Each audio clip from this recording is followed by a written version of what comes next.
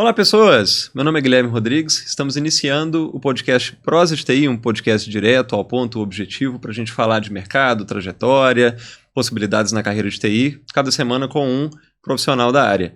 E hoje eu tenho o prazer aqui de trazer um cara que é professor. A gente lecionou junto por acho que uns 10 anos, né, se for contar desde Senac, UNA, graduação, pós, curso técnico. E, enfim, muito da nossa história tem muita coisa em comum, muita coisa que a gente fez junto. Depois a gente trabalhou em conjunto com consultoria, prestação de serviços e algumas empresas. Vamos contar algumas histórias aqui.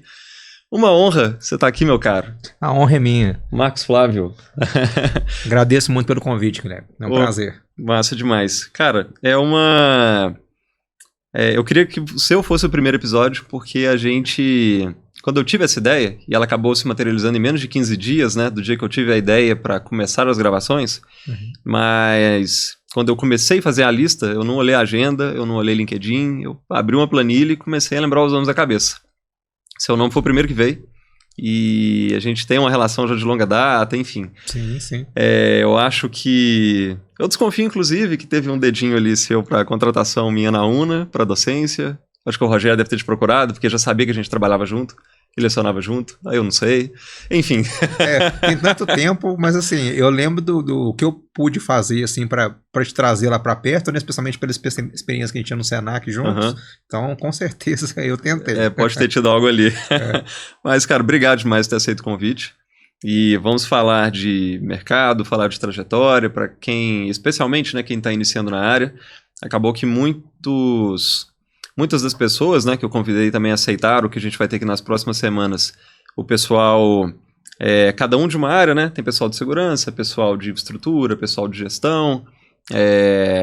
Enfim, essa multidisciplinaridade para conseguir atender todos os públicos. Quem pensa em entrar na área, quem deseja entrar na área, acho que a ideia do podcast é essa, né? Conseguir mostrar possibilidades, perspectivas de mercado.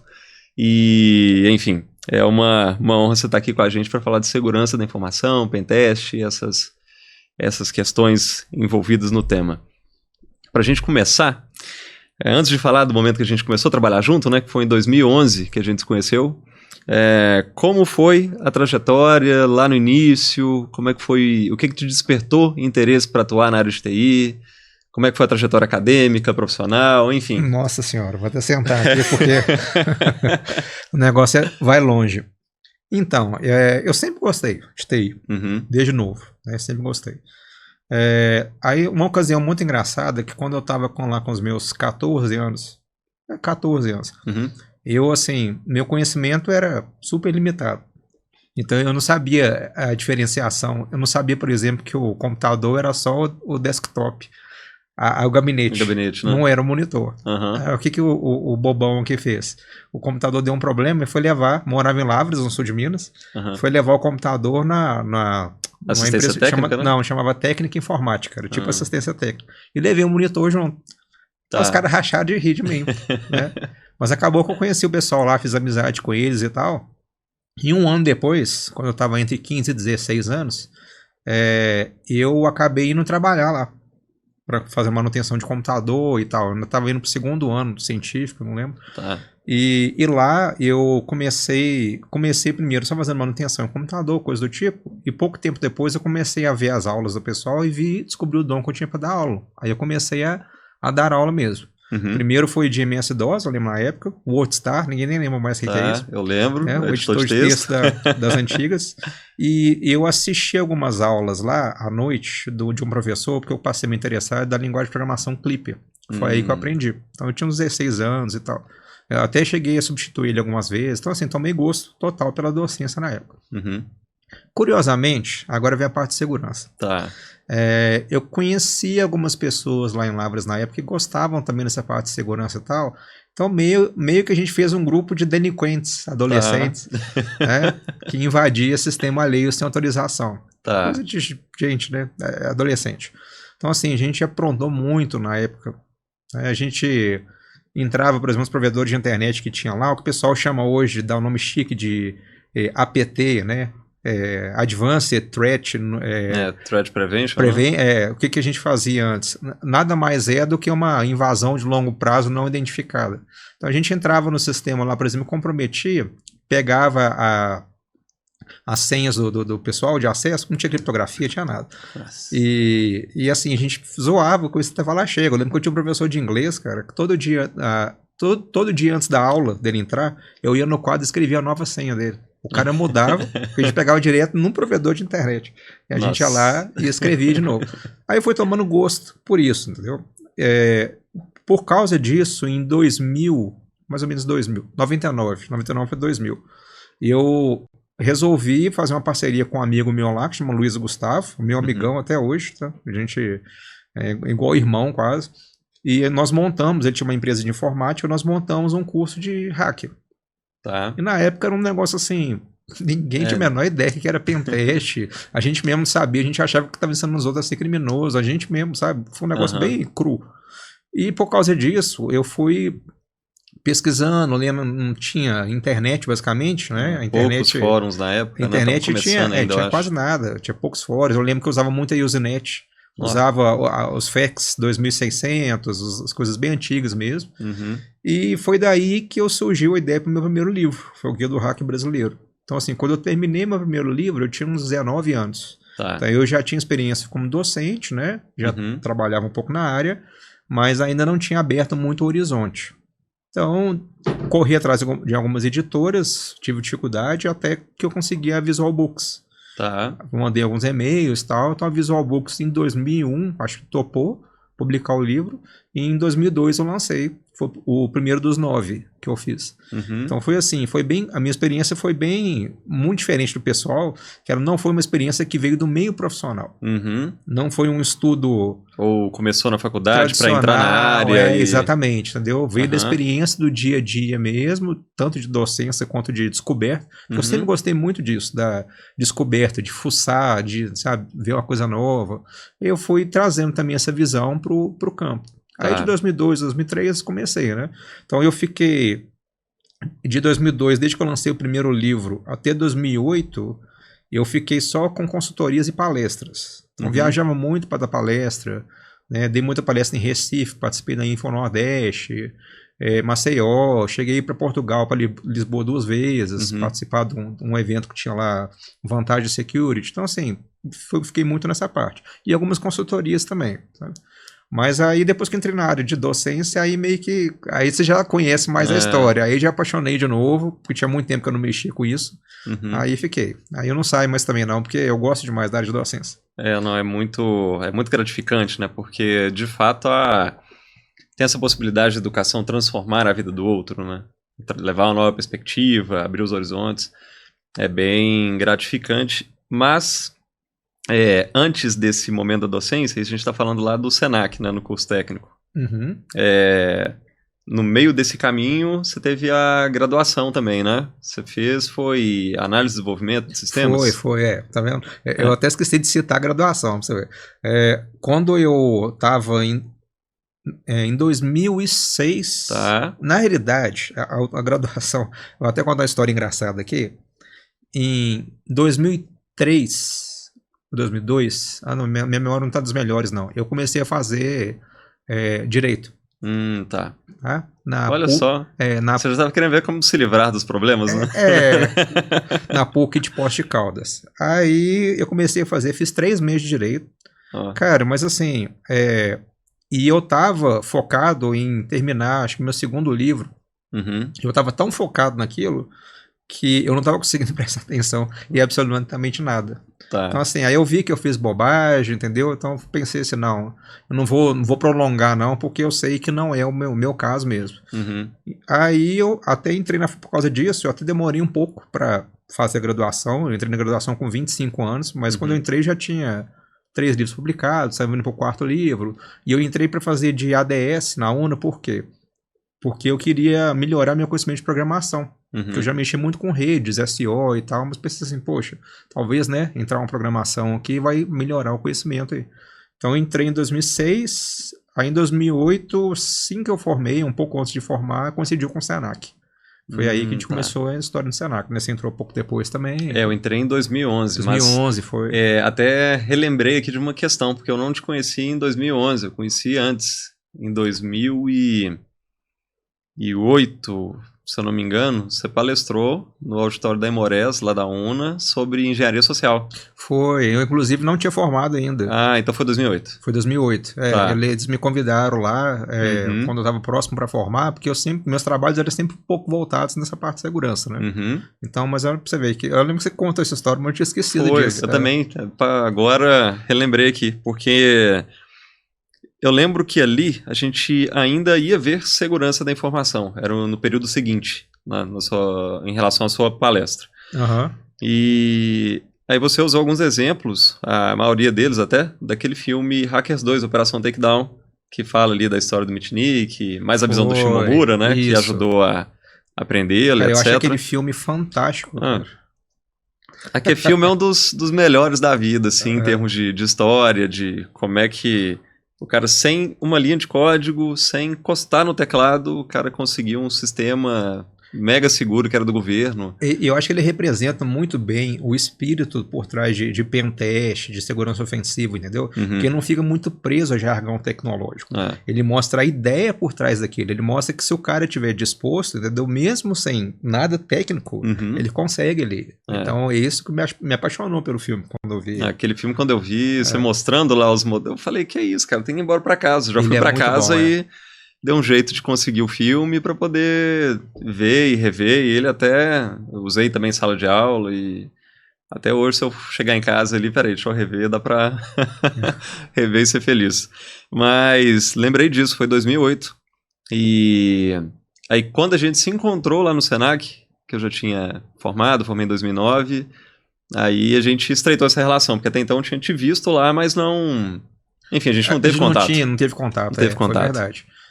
Aí em 2009, né? Depois veio a ONU um pouco tempo depois, a gente entrou na ONU em 2000. Eu entrei em 2012. Aí você depois do Senac, não foi que você entrou? Foi, eu entrei no Senac em 2011 no curso técnico para lecionar e na graduação em 2012. E foi mais ou menos próximo do seu também. Acho que você entrou em 2011 na ONU. Não, eu entrei em 2010. 2010, né? Foi assim, eu formei em 2008, 2009 eu fiz a especialização, em 2010 eu entrei. Entendi. Já como professor. Aí tá agarrado até hoje, né? 13 anos.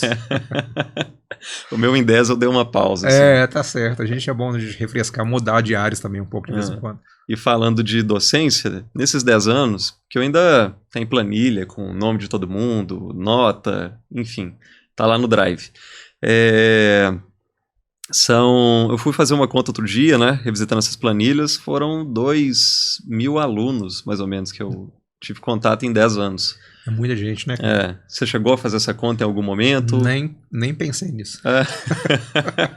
Perdi a conta há muito tempo. No seu caso, com certeza tem mais. Deve ter bocado. Bem mais tempo. Deve ter um bocado. Porque eu, tirando esses, eu ainda tive quantidade muito grande de alunos, por exemplo, igual eu comentei com você, lá mesmo no sul de Minas. No início lá da... Que eu fiquei lá uns 3, 4 anos, entendeu? E tive bastante aluno, de vez em quando eu topo com o pessoal lá. Então, assim, é bem legal. Eu gosto muito, sabe? Quando a gente topa com o pessoal, troca uma ideia. Às vezes, quando me para assim, pô, você lembra de mim? Né? Sim, né? O meu, a maioria dos casos eu lembrei, felizmente, mas... Sua memória é melhor que a minha. Teve um ou dois ali que eu... Nossa, gente, aonde? Mas é muito tempo, né? E legal que a gente acaba assim, né? Por exemplo, eu te dei aula na pós. Foi. Aí acabou que a gente deu, né? Tem outros colegas, pessoas que deram aula para nós também, que viraram nossos colegas, virou uma bagunça, né? Foi. Nossa, teve uma turma muito boa ali, T.S. Hoffman, Thiago Hoffman, que vão vir aqui, inclusive, nas próximas semanas estão aí. Não, são caras excelentes. Tem uma turma muito boa, Reinaldo, Marcelo Vicente. Saudades, pessoal. Pois é. Falando especificamente depois desse período que você iniciou a docência, você continuou com a sua consultoria e aí prestação de serviços. Em alguns momentos a gente até fez projetos juntos, análise de risco, open test. Fala um pouco dessa trajetória e um ponto que eu acho que é importante para quem está assistindo a gente e quem especialmente está iniciando na área, o quão importante foi a base de programação no curso de ADS para elevar o nível dos trabalhos com o pentest e dar continuidade nessa trajetória? Cara, assim, teve várias oportunidades, né? Tanto essas que a gente fez junto, outras oportunidades que eu tive também. Uma coisa importante que acho de citar também, é tanta coisa que eu esqueci. Em 2003, eu morei um tempo em São Paulo e eu tinha uma empresa. chamada DefNet. Eu tinha montado uma empresa, estava com sócio lá, e lá a gente deu cursos também na Avenida Paulista para o pessoal de banco. Eu lembro que eu tive alunos do Itaú, alunos do Santander, de várias outras empresas. Aí essa DefNet depois virou DefHack, virou Max Soluções, mas aí já foi aqui em BH, já. Por que eu tô falando isso? Porque em 2003, nessa ocasião, eu cheguei a pegar com algumas empresas lá, algumas ocasiões de alguns testes, né? A gente ajudava também o pessoal, mas nada muito aprofundado, não. Depois que eu vim para cá, aí eu comecei a atuar mais, né? Com as consultorias, mesmo mais de forma mais frequente. Então, foi uma experiência bem interessante, porque saiu um pouco da docência, né? Entrou um pouco nessa área, e me permitiu ver como que a área de pentest ela estava avançando, né? Porque eu não tinha, coincidentemente, eu não tinha muito contato com outras pessoas que faziam pentest. Acho que esse é um caso muito interessante aqui, porque a única pessoa assim, que eu considero até um amigo, apesar que eu não encontro muito, é o próprio Everson, o Crash. O Crash virá aqui também. Porque em 2003, eu conheci esse cara em 2003. Como? Tinha saído a matéria minha do New York Times, dessa época eu morava em São Paulo, no DefNet. E ele me achou, cara, não sei como. Me ligou, falou assim, cara, eu sei que tem a foto do New York Times olhando as telas de BIOS coloridas. Os caras tiraram as fotos pra parecer bonito nas fotos. O cara me pediu assim, cara, abre um monte de coisa aí colorida. Aí eu não tinha nada nas máquinas. Aí eu entrei no setup de cada uma das máquinas, eu fui colocando um verde, azul, não sei o quê. A primeira coisa que ele fez, me conheceu, já me zoou disso aí.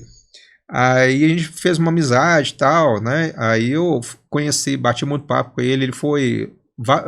lançamento de livro, por exemplo, eu convidava ele. Então ele era o cara que eu tinha mais contato. Então ele meio que era a ponte entre o pessoal que trabalhava com pentest, né? Então a gente encontrava bastante. Eu apresentei ele para o Misha Glenn do livro Mac Mafia, que é o cara inglês que veio aqui fazer uma pesquisa sobre isso, né? A gente foi legal, até lembro que a gente foi comer comida japonesa, você pode, né, perguntar para ele, que ele vai lembrar dessa história. Mas enfim, por que eu tô falando isso? Aí quando eu comecei a mexer com a consultoria mesmo, ou seja, já estava no meu terceiro livro, eu fazia não uma consultoria profunda, né? Mas mexia nisso. E eu notei algumas discrepâncias, muitas vezes, do processo. Algumas coisas, por exemplo, que eu não achava que eram tão relevantes, às vezes, passou-se a enxergar que sim. Vou te dar um exemplo da programação. Você mesmo citou a questão da programação. Eu vejo muito hoje alunos falando o seguinte, cara, a programação ela é imprescindível para você fazer um pentest. Olha, eu vou te falar o seguinte, ela ajuda muito. Mas para um pentest básico, ela não é imprescindível. Porque o que acontece? Quando você fala nível de rede ali, você consegue fazer muita coisa ainda sem... Depende do nível que você vai fazer, depende da... você vai fazer um pentest, por exemplo, você vai começar em camadas. Você vai começar na parte de infra. Independente se é on-premises ou em cloud, é infra. Porque uma máquina virtual, né, uma rede lá, um VPC, tal, querendo ou não, é um ambiente que foi para cloud, mas a estrutura de rede lá é mesmo. Então, assim, você tem vários testes que você faz, várias coisas. O que eu enxergo a programação hoje como útil? Se a pessoa não está querendo inventar a roda de novo. Que eu via muitos meninos falando assim, cara, eu vou fazer um port scan em Python. Eu falei, cara, você tem um Nmap. Eu vou fazer aqui uma ferramenta que antigamente a gente tinha que escrever os exploits na mão. Você vinha lá em C, pegava um payload lá, tinha um conhecimentozinho de assembly, colocava no payload e tal. Aí veio o Metasploit, por exemplo, facilitou demais.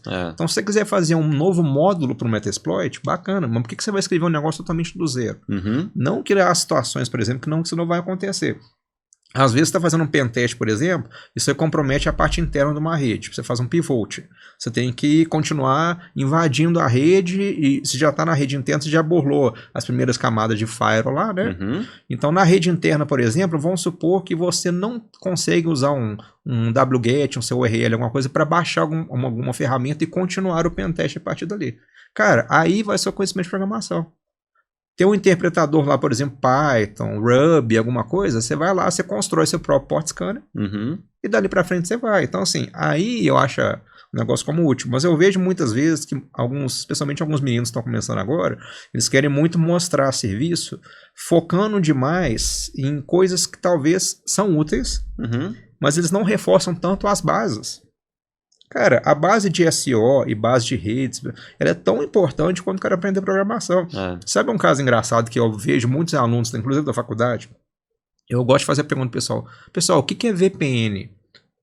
Para que serve a VPN? Eles vêm e me respondem assim, é uma maneira de você enganar os sites mascarando seu IP. Tá pensando no cliente ali no browser e etc. Não, ele tá pensando assim, que ele foi. O objetivo da VPN é esse. Cara, é claro que tem serviços de VPN hoje que são vendidos para isso. Mas a VPN foi criada originalmente para o cara não ter que gastar com uma interface WAN e usar a internet para fazer uma conexão da empresa ponto a ponto. Ou seja, uma conexão segura do funcionário remoto. Mas assim, falta, sabe, eu acho que muitas vezes entrar um pouco mais nessas bases, porque elas ajudam demais. O pentest é uma visão como um todo, cara. Eu sempre falava como exemplo que era um banco. Então, o cara olhando a planta do banco, não adianta o cara pensar só no sistema. CFTV que tá ali na porta, ou catraca. Não, o cara tem que pensar de tudo. O cara tem que pensar no sistema mecânico, o cara tem que pensar no que tá rodando ali, como é que funciona o cofre, como é que funciona essa chave, sabe? Que caminho, como é que é os dutos de ventilação. Então, muitas vezes, eu acho que falha um pouco nesses aspectos, que as pessoas ficam muito parciais numa certa parte, tá? E fica... É complexo, né? Porque você tem uma base ali de sistemas operacionais, você tem uma base de redes que ela vai ser inerente a todo teste, né? É vital ter esse entendimento para... rodou o Nmap, a resposta que ele teve. O Windows, como é que ele interpreta? O Linux, como é que ele interpreta? Se essa porta estiver fechada ou não, porque o tipo de resposta é diferente, né? O SEO foi escrito para poder tratar a resposta diferente. Então, você vê uma flag, reset, ou não teve resposta, o que isso quer dizer? E em cada SEO, o que isso quer dizer? Cara, não só... Pois é. E assim, não só isso. O conhecimento ele é tão importante que, por exemplo, alguns testes de segurança que a gente fala que ele é do tipo blind. O que é isso? Você não tem um retorno de erro. Então, isso é muito comum, por exemplo, no SQL Injection. Você faz um SQL Injection, você pode ter o tipo blind, que é o que funcionou, mas ele não te retorna nenhum erro para você ter noção se está funcionando ou não blind, tá? Que aí te retorna um erro. Mas, por exemplo, no sistema operacional em si, existem técnicas, por exemplo, para você fazer o que a gente chama de condição de corrida. O que é isso? Você precisa comprometer algum componente do sistema operacional e elevar seu privilégio, burlar o OAC do Windows, alguma outra coisa, para você ganhar um acesso como administrador. Então, às vezes, cara, você não tem nenhum retorno de erro do que você está fazendo, mas às vezes um TTL que dá uma pequena diferença ali, entendeu? Ou um tempo de resposta que você tem ali, de um pouco de maldade de conhecimento que você tem, você consegue identificar, cara. O próprio Nmap, por exemplo, ele faz fingerprint identificando que a sequência e o tempo que os pacotes chegam, sabe? Então, acho assim, essas coisas que são mais pente fino, mais manuais, que não são tão feitas com ferramentas automatizadas, elas são importantes. Porque às vezes nos pequenos detalhes que você descobre uma coisa que passaria batido como um falso positivo, entendeu? Tem alguma situação, eu lembro de algumas, mas vou comentar depois. Você tem alguma situação de pentest que foi muito inusitada, ou em algum momento, né, do teste que você estava realizando, você estava com dificuldade em algum ponto, mas conseguiu por um outro que era improvável, que você não esperava. Enfim, tem alguma situação interessante que você possa citar? E numa situação específica que a gente teve, estava na época do... Eu não lembro o nome do worm agora, cara. Não era o Code Red, era antes do Code Red. Eu lembro que era um worm que tinha, como é que ele funcionava? Ele comprometia o Server Message Block das máquinas Windows. Tá. E com isso ele pulava entre as máquinas Windows. De uma máquina Windows para outra. Só que ele mascarava o MAC e o IP, fazia IP spoof, porque IP spoof local é tranquilo de fazer, né? Então não dava muitas vezes só para você monitorar via wireshark alguma coisa e descobrir qual máquina que estava vendo aquilo. Eles estavam com dificuldade de encontrar. E eles não tinham suíte gerenciável, ou eu acho que o suíte gerenciável deles era controlado por uma empresa terceira e eles não tinham acesso. Uma coisa assim, eu sei que não dava para a gente checar no suíte gerenciável para descobrir. Então foi uma ocasião assim do tipo, poxa, o que faz? O antivírus não está pegando dos caras. Tem que desabilitar o antivírus. A gente não consegue monitorar o tráfego para ver de onde que está vindo. No switch não consegue pegar. Então aí pensamos, aí eu tive uma ideia. É por isso que eu acho muito interessante pensar fora da caixa. A ideia foi o seguinte, eles estão tentando fazer um denial of service no site da Microsoft. Ele tentava fazer por padrão. Denial of service no site da Microsoft. Então, o que a gente fez? A gente habilitou o SNMP em todas as máquinas. Tá? E com o SNMP, o protocolo SNMP habilitado, o que eu fiz também? Eu modifiquei o arquivo hosts das máquinas para mudar exatamente o IP da Microsoft que eles estavam, o site da Microsoft que eles estavam tentando fazer, era um domínio, não um IP. Para 127.0.0.1. Tá. Então, o que acontece? Aí, remotamente, via SNMP, na época lá, usando, não lembro se era Nagios, nem lembro qual que tinha na época lá, ou comandinhos de SNMP mesmo, eu fui monitorar o tráfego da interface loopback das máquinas. Tá. E com isso identifiquei que algumas máquinas, por exemplo, estavam com tráfego disparado. Então, o que acontece? Aquelas máquinas eram as que estavam tentando enviar. Aí com isso a gente separou as máquinas da rede e conseguimos remover e impedimos, entendeu? A passagem de uma para outra. Então assim, foi um negócio bem interessante na época, porque foi uma coisa pensada assim, cara, a gente tem que resolver isso agora, daqui a pouco vai ter 500 mil máquinas infectadas, entendeu? Então eu gosto muito de situações desse tipo, do tipo... teve uma outra vez, por exemplo, o pessoal estava sofrendo um ataque e uma sugestão que eu dei para eles foi... Falei, cara, vocês estão sofrendo um ataque de força bruta. Aí disse assim, não, vão identificar, vão separar, vão não sei o que. Falei, mas vamos tentar parar o ataque primeiro. Mas como é que a gente para o ataque? Olha, se o cara não está direcionando a API direto, ele está direcionando o software de ataque diretamente para a página inicial, para o formulário da página inicial. Às vezes, sei lá, cara, entra no shell aí e renomeia o arquivo. Os caras entraram e renomearam o arquivo. Aí já deu uma parada assim, né? Mas foi uma situação emergencial. Mas foi uma coisa que normalmente é o que eu tô te falando, do pensar fora na caixa, né? Às vezes o cara, não, vão lá, vão usar o software, vão usar a ferramenta tal, vamos usar... Não, cara, mete o dedo aí, faz isso, daqui a pouco a gente resolve o problema. Às vezes quando a sangria tá acontecendo, não adianta você usar o lado estratégico da coisa e ficar muito... Né? Acho que... A solução de contorno, e aí você... Pelo menos mitiga aquilo naquele momento. É uma coisa rápida, né? Porque às vezes a ferramenta, por exemplo, se você interrompe ela não continua sozinha. Ela para. O cara então vai ter que ir lá e aí dá tempo de você bloquear o IP do cara. Ou checar, por exemplo, se um IPS está pegando ele corretamente, enfim. Eu lembro de uma situação que a gente fez em conjunto. Foi identificado que tinha a interface. Na verdade, você me perguntou, o que é isso aqui? O nome de um fabricante? Aí eu falei, não, essa aí é da base de dados deles, né? Porque eu já tinha prestado serviço lá antes, e enfim.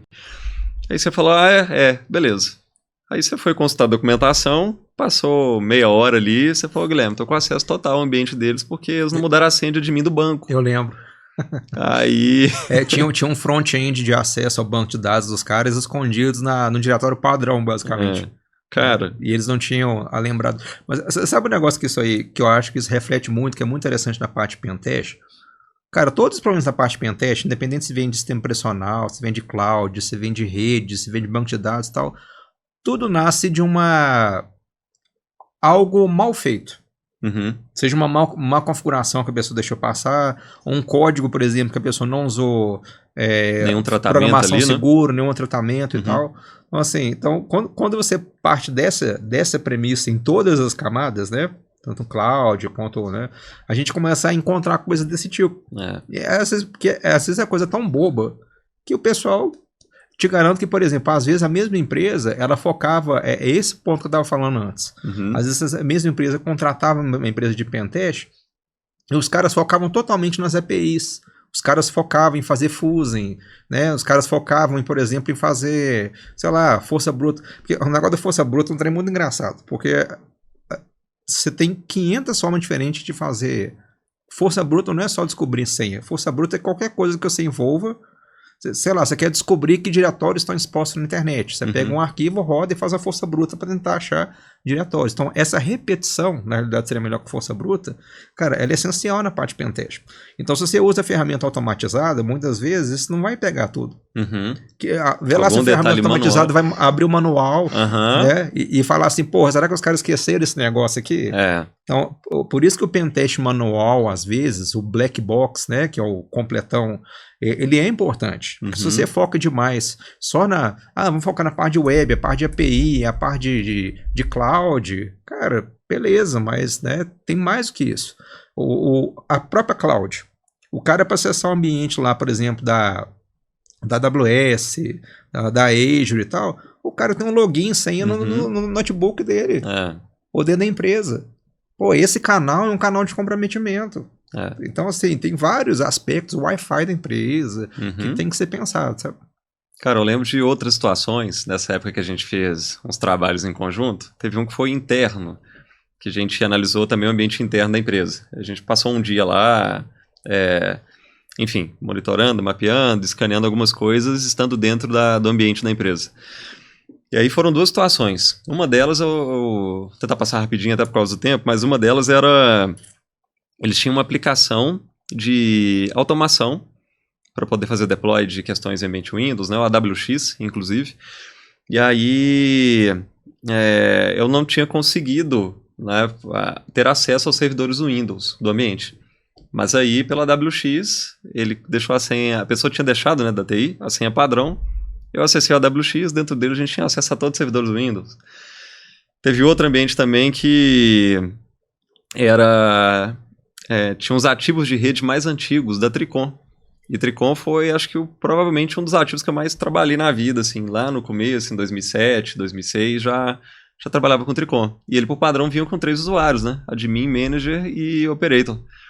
E aí, beleza, admin a senha não passou, só que Manager e Operator, a pessoa tinha deixado a senha padrão. E eu lembrava as senhas, porque trabalhei uns 5, 6 anos só com Tricom. E aí tá, aqui eu consigo criar VLAN, consigo mudar rota, a gente consegue derrubar rede. Eu lembro que a gente conseguiu fazer uns relatórios aí em alguns locais que foram bem interessantes. Assim. Foi, cara. E assim, o legal... Isso, o teste automatizado voltando, não vai pegar. Não, com certeza, não vai pegar. E outra coisa também que eu acho muito importante é que todos esses exemplos que a gente está citando estão focados em um ataque direcionado ao servidor. Nós não estamos nem falando dos clientes. Porque hoje, grande parte ele é direcionado no cliente. Então, o cara que está acessando lá via browser, o cara dentro da empresa, o cara que está usando o dispositivo dele. Muitas empresas hoje têm um tal do BioD, Bring Your Own Device, né? Então, o cara, sei lá, o cara usa o Android dele lá, acaba recebendo alguma coisa via e-mail, ou mesmo... algum aplicativo de mensagem, né? Ou mesmo o cara compromete o Wi-Fi lá, descobre o aplicativo lá e entra, né? Ou usa um showdown da vida, acha... Enfim, tem várias formas. Ou recebe um e-mail phishing lá e aí vai... Cara... Com essa questão da migração para a cloud, a quantidade de ataques de dispositivo cliente disparou. Porque é a porta de entrada da galera. Então essas empresas aí, por exemplo, a outra empresa agora de videogame agora foi invadida e vazaram um monte de coisa dela. Eu tenho certeza que não foi alguém batendo na porta do servidor. Foi o cara entrou pela porta dos fundos, cara. O cara entrou por um notebook de alguém que levava lá, que usava em casa e usava lá. Entendeu? Então, assim... Essas coisas que não tem como você colocar muito no mapeamento, porque você não tem budget para isso. Você não tem budget limitado.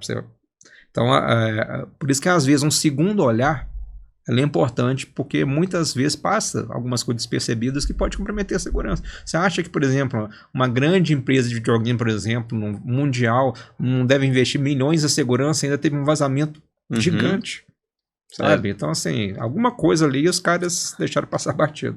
É complexo, né? Porque a gente falava de... As disciplinas, né? A gente chegou a lecionar algumas de segurança. É sempre aquela discussão. Pessoas, processos e ferramentas. Há um foco muito grande em ferramenta, mas... Ferramenta, eu tô falando de uma das 3, né? Questões que a gente tem que observar. Então, processos bem definidos, treinamento, capacitação... É fundamental para a gente também ter uma proteção nesse lado, né? Do lado do cliente. A ferramenta, cara, eu falo, inclusive nos cursos que eu dou, a ferramenta ela é um mero suporte para a técnica, para o conhecimento. Então, se você tem um conhecimento até de programação que a gente falou antes, você pode construir sua própria ferramenta, ótimo. Não é útil porque tem ferramentas prontas, mas você ter um conhecimento e usar a ferramenta como um suporte, cara, ela é essencial, porque o resultado que a ferramenta vai te dar, ele é nulo, não é que é nulo, é neutro. Você que vai interpretar aquilo de acordo com o seu conhecimento, cara. Ou se tiver algum pequeno detalhe diferente, o conhecimento dele para ajustar o código. Exatamente, e conseguir... um Nmap, um código de erro do Metasploit, alguma coisa, cara. É a maldade que você tem ali de conhecimento que vai te ajudar a interpretar isso. Então, muitas vezes, essa automatização muitas vezes que o pessoal até coloca na esteira, eu acho que assim, é bom porque o pentest ele é essencial, mas às vezes um olhar externo, ele é importante também, para a pessoa descobrir alguma coisa que passou batido e tudo. Avançando um pouquinho, mudando um pouco de assunto, a gente está falando bem aqui de alguns casos, algumas questões, falando da sua trajetória.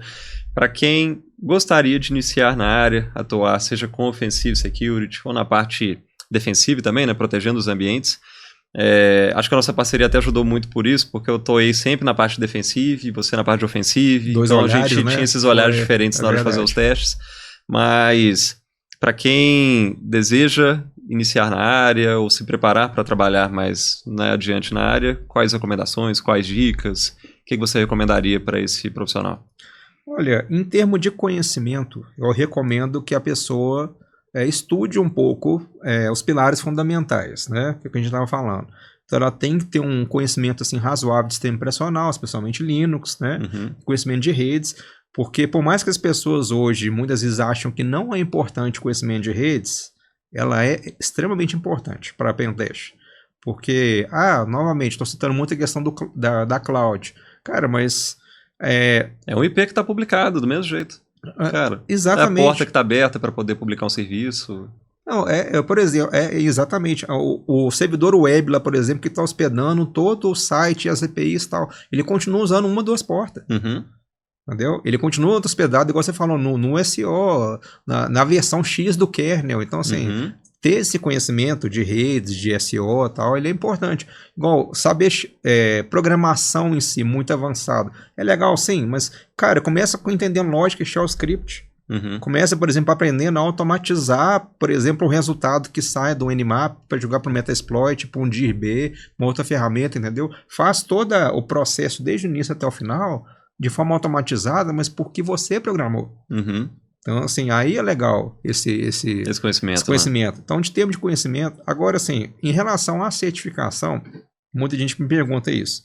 Eu acho que certificação na área de pentest, ela ajuda sim, mas eu vejo, já acompanhei, por exemplo, alguns processos de seleção de profissionais de segurança ofensiva e tal, eu vejo que muitos gestores, eles prezam muito mais o conhecimento e a experiência do que a certificação. Certificação é um diferencial, mas um cara pode ter uma certificação muito boa, na hora da entrevista ele não entregar muito, entendeu?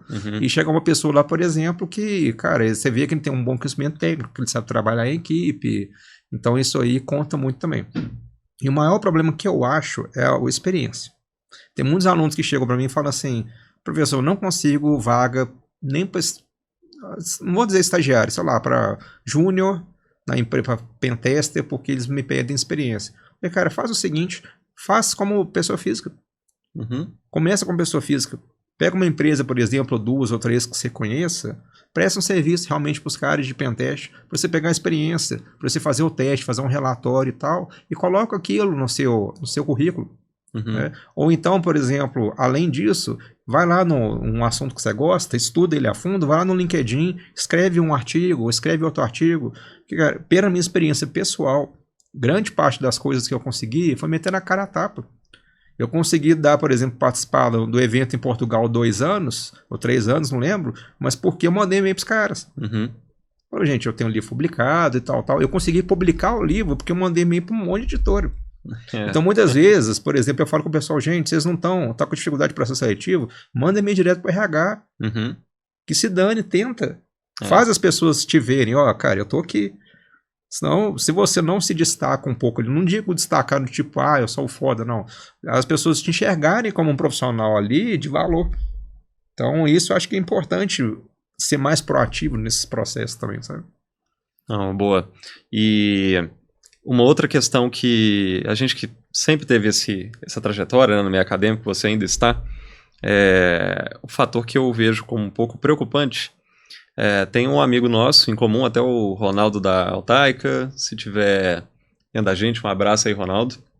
Mas em processos seletivos ele comentava sobre a dificuldade de encontrar profissionais para atuar com segurança que tinha conhecimento básico em TCP/IP.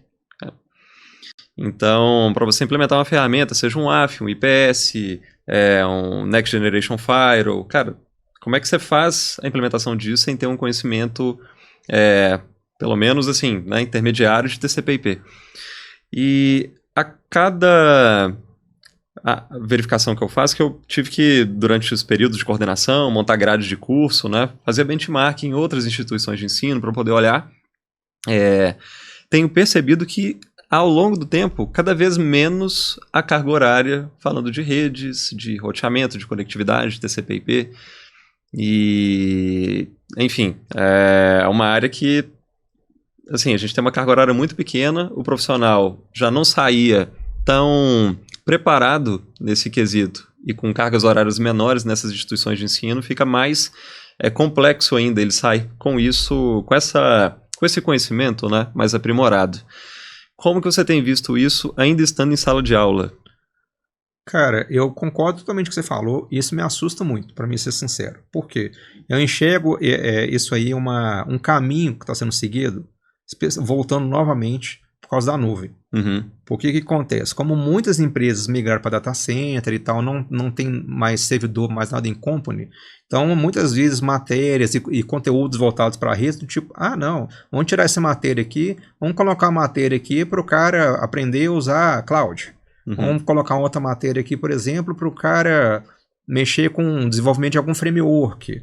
Ou seja, eles estão focando muito em web, banco de dados. Claro que hoje, né, 90% é isso aí, mas a gente continua usando a internet, cara. A base disso aí continua sendo os protocolos de rede, continua sendo as mesmas coisas. É onde que eu te falo que está o problema muitas vezes, do ambiente das empresas de atacar os dispositivos clientes. Por quê? Como o pessoal não está aprendendo muito o básico de redes, muitas vezes até o pessoal de defensivo mesmo, segurança defensiva, que trabalha dentro das empresas, eles não rodam um Wireshark, eles não monitoram nada ali para ver o que está acontecendo. Muitas vezes eles estão focados mais com o ambiente ali da web mesmo, de as aplicações funcionando, que né, são disponíveis. serviços, cara. São serviços hospedados sobre protocolos, sobre SOs. Então, o hardening ali, que é a parte ali de baixo, muitas vezes a gente está deixando passar batido e as faculdades estão sim, porque a faculdade é demanda, cara. Se você vê muita empresa, cara, eu quero alguém para mexer com segurança web, eu quero alguém para desenvolvedor web e tal, e não tem ninguém para fazer infraestrutura de rede, mais passar cabo e tal, eles vão cortar conteúdo mesmo. Mas é um conteúdo essencial. Complexo. Vamos aguardar os próximos capítulos, como que o que isso vai se desdobrar, né? Mas é isso. Olha, o nosso papo poderia durar horas e horas e horas, mas muito obrigado pela presença. E eu que agradeço, cara. Foi um prazer, viu? Foi muito bom o papo. E pra gente finalizar, se você pudesse voltar lá no Marcos Flávio de 14, 16 anos, que ainda não tinha ideia lá que o CPU estava ali, né, dentro do gabinete, e monitor, e etc. O que você falaria para ele? Cara, primeiro eu falaria para ele não fazer nada de errado. Tá. Que minha adolescência teria sido bem mais tranquila. Tá. Mas tirando isso, eu falaria para ele o seguinte, que tudo tem seu tempo. Tá? Desde que você goste de uma coisa e se dedique a realmente estudar os pilares daquela coisa, é um passo de cada vez, digamos assim. Você tentar dar um passo maior que a perna, você acaba entrando num loop de desespero que faz muitas vezes você pensar que você não dá conta, que você, sabe, especialmente para um profissional início de carreira, isso é um pouco complicado. Então, eu, por exemplo, que, igual eu te falei, eu vim de um ambiente assim, que não foi acadêmico, eu já trabalhava com consultoria e tudo quando eu entrei na faculdade, então não foi um ambiente tradicional, eu passei muito por isso, de ter aquela síndrome do impostor mesmo, né, de achar que eu não conhecia o suficiente as bases. Então, assim, cara, vai um passo de cada vez, aprende a base, né, porque degrau em degrau você chega lá, é só você não desistir e se esforçar. Legal. Cara, muito obrigado pelo papo. E é isso. Valeu. Bom, esse foi o primeiro episódio do Prosa de TI. Semana que vem tem mais. Um abraço e até lá.